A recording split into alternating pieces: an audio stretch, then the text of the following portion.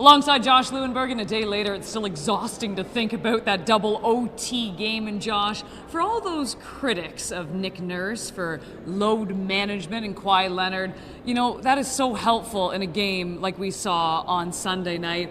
I mean, he plays 52 minutes, and you only hope at this point there's enough left in the tank for Game 4. Yeah, you don't hear much about load management these days, but that was the Raptors being proactive because they knew obviously how crucial this time of the year would be, how much was at stake for the Raptors here in this postseason, and they also knew how much they were going to have to lean on Kawhi. So they planned ahead here, and just think about it. What if he had played 82 games, big minutes during the regular season? He probably wouldn't be physically capable of carrying the workload that they need him to carry now. But yeah, 52 minutes, and the Raptors needed every single one of them, given how important the game was, and with Kyle Lowry and Norman Powell fouling out, and then with Danny Green and Fred VanVleet shooting 2 for 20, and I'm sure we'll talk about that as well. But these were important minutes for Kawhi. The problem for the Raptors is they're going to need him to play big minutes and carry a massive workload going forward.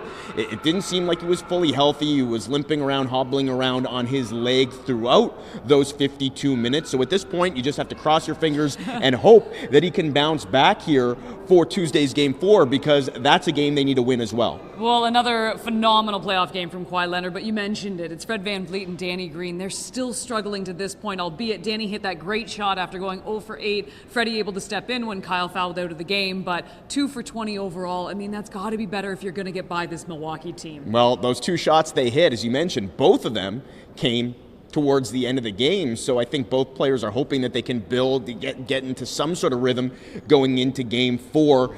After watching the film, Nick Nurse mentioned today that he liked some of the other things Danny was doing, how much he was moving without the ball, and he was cutting more decisively. So those are things that I think they hope he can build on. But as Nurse also mentioned, Danny's not only one of the better three-point shooters in the league, but he's a guy that comes with a history of shooting well in the playoffs with the San Antonio Spurs. So they're confident that both of those guys will come around at some point, but the Raptors are certainly hoping that some point is sooner rather than later. Well, coming back to Toronto when they were down 0-2, it looked like a dire situation, but the team pulled right back into this series, picking up a monster win, and we'll see if they can tie it up Tuesday night on TSN.